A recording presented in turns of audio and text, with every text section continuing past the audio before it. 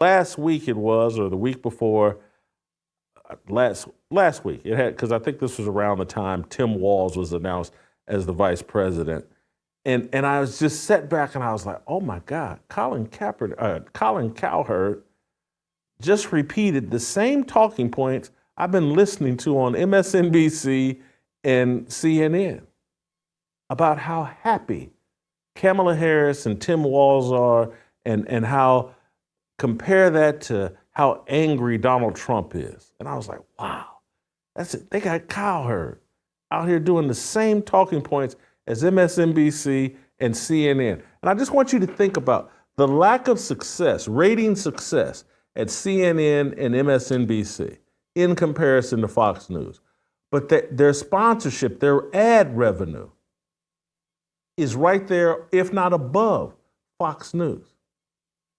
That's major corporations, big pharma, major corporations paying for a message that's in line with their worldview. They don't care about ratings. And so it doesn't matter what your ratings are, your level of success. Merit doesn't matter. It's message. And all of these people are being paid major dollars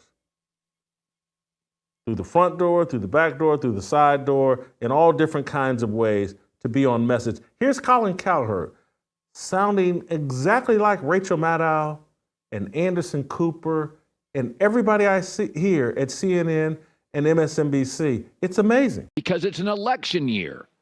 And increasingly, we're being fed doomsday scenarios, and people want to be happy. So people are putting down their phones and turning on something that makes them feel happy. Caitlin Clark, Copa America, the Summer Olympics. Americans are much more united than anybody on their iPhone would acknowledge, but that's hard to sell. We really all want the same things, but we watch different news channels for it. But people are tired of the angst. This weekend, I turned on CNN. Didn't plan to, but they had a Kamala Harris special. It was like 2 hours. I didn't plan to watch it. But what I noticed between her and the other guy running is she smiled a lot. She was happy. She laughed. It wasn't constant finger pointing and grievance. And I found myself sitting there for 2 hours. It was kind of uplifting.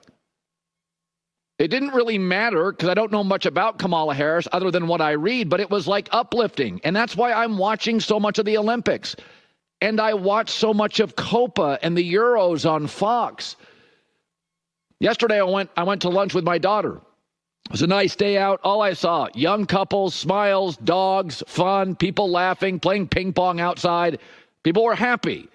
You would never know that if you sit staring at your iPhone all day.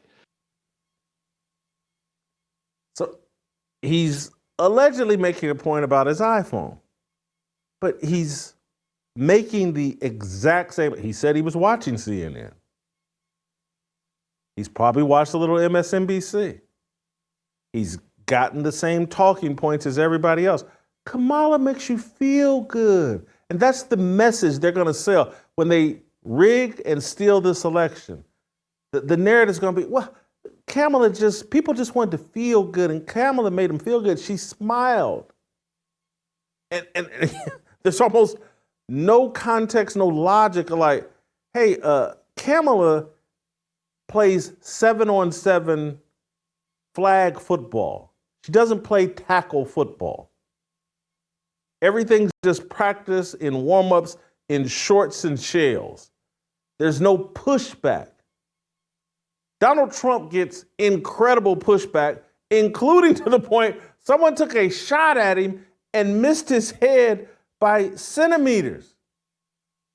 Oh, you're telling me the guy who nearly got shot in the head comes off a little angrier than the woman who gets serviced or ignored or faces no resistance? People just celebrate. She instantly goes from the worst vice president in the history of the United States to this cultural phenom that doesn't have to sit down for an interview and faces no resistance. Of course she's happy.